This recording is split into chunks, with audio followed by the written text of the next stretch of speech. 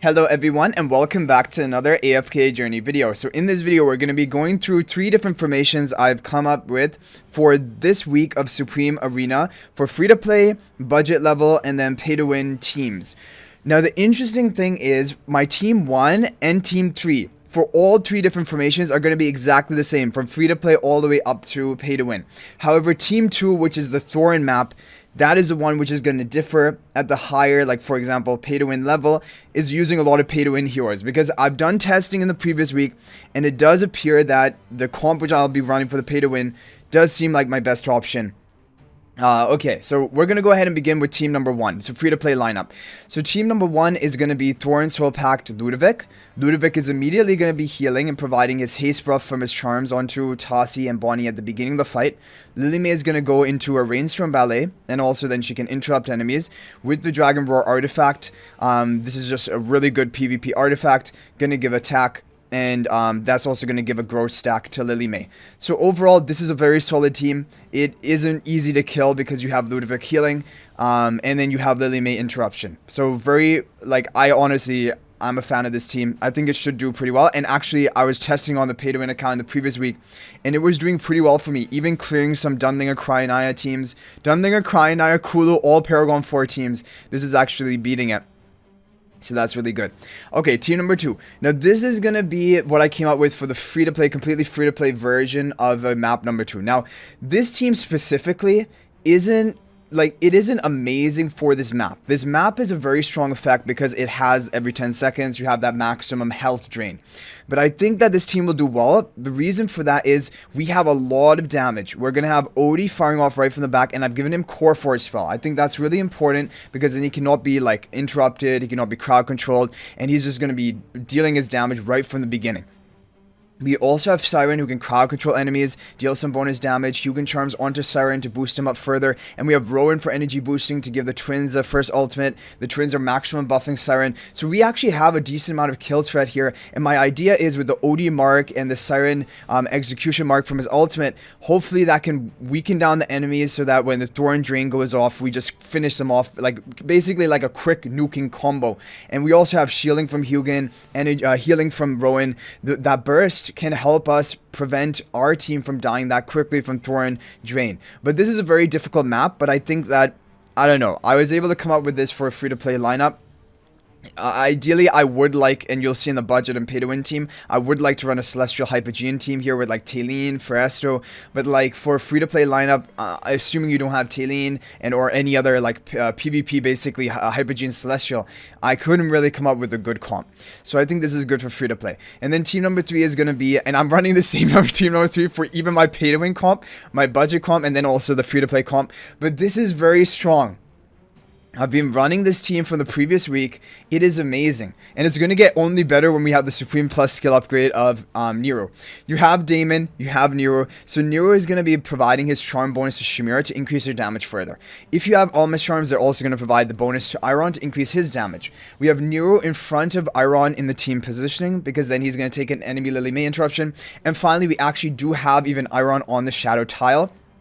So if the opponent doesn't know what to expect, they don't know they're going to be Iron nuke comboed, at least on their first attack into me, but then they'll know.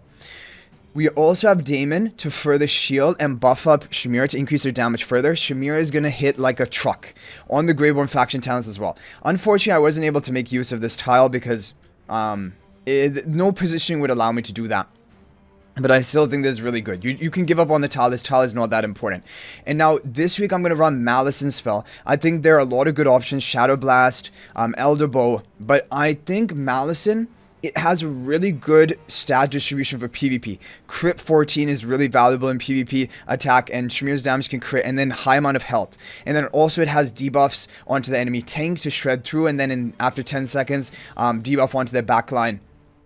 Like damage dealer. So I think overall this is pretty good. I might switch around the artifacts, but other than that, I think that this is what I'm running. The reason I'm having Damon on the side here rather than here is if I have Damon here, Shamira gets really awkward because Shamira needs to run up to begin attacking, right? Because she cannot reach enemy targets with her 4 range. So I had Damon on the side because then Shamira will either easily smoothly be able to run up down the middle. So there will be a formation ID in the corner if you want to copy it down.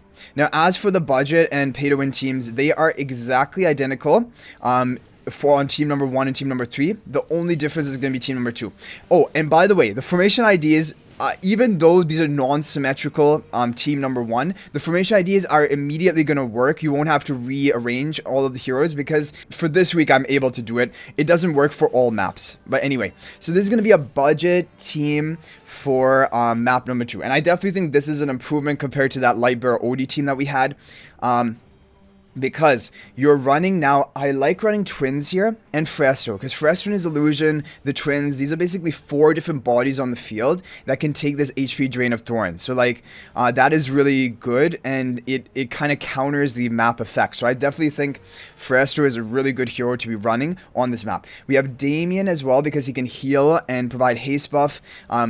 Damien is a really good hero. Also, even if he dies from the Thorn Drain, he can respawn himself, and we have him right at the back to hopefully survive. We have Talene because, again, if Talene gets drained her health, it's fine. She can revive herself and come back and burst the opponent. And then we have Siren on the faction talent tile to crowd control enemies, deal his damage.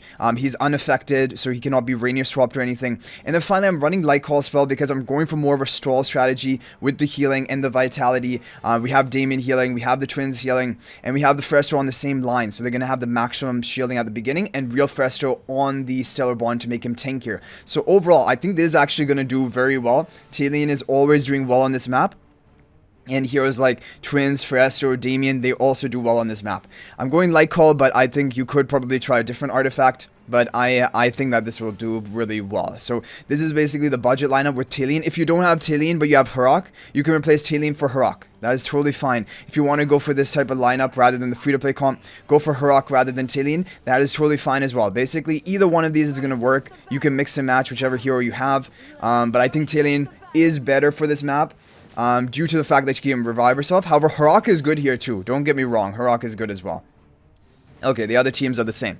So now we're going to show you the pay-to-win comp. The pay-to-win comp for this week. Map 1 and map 3 are the same, like I mentioned. Formation ID will be in the corner. Now, this is going to be the pay-to-win comp. Okay, so let me explain this team. So, Athalia is amazing here, because even if she dies, she's going to remain in her Lance form and continue deal damage. Fresto is really good here, because him and his illusion, basically, they can both take a beating and take the HP drain, and that is fine, because basically you have 200% total HP pool amongst the two of them, as compared to other heroes. We have real Fresto on the Athalia to give her energy so she can ultimate faster. We have illusion Fresto on the real Fresto to make him tankier and have illusion die first and respawn himself. We have Damien here for healing. Damien is really good, like we mentioned, because even if he gets drained and killed, he can respawn himself, and he has a healing and haste for your team. And we have Talene because she's great for reviving.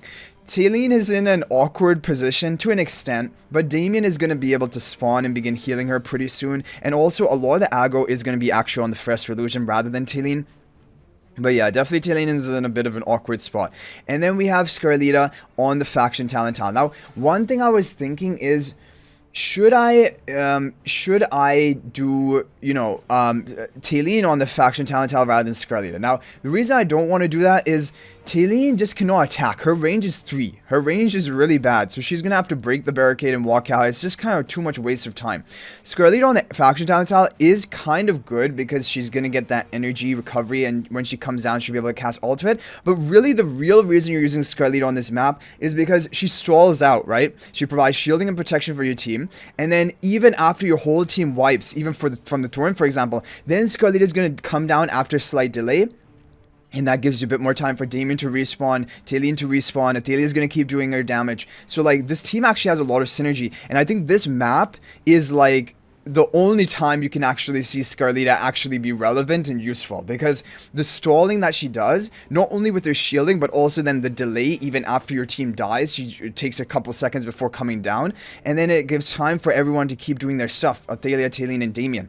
So this is I think this is going to be a good team. This has done well for me in the previous week, and we're running Light Call, of course, because it's more of a stall strategy.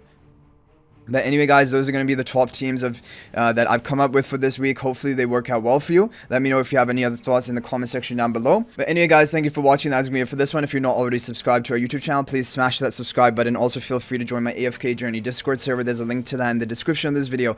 And finally, if you're thinking about making a purchase in AFK Journey, please use my affiliate link for the official Farlight store. There's a link to that in the description of this video and a pinned comment.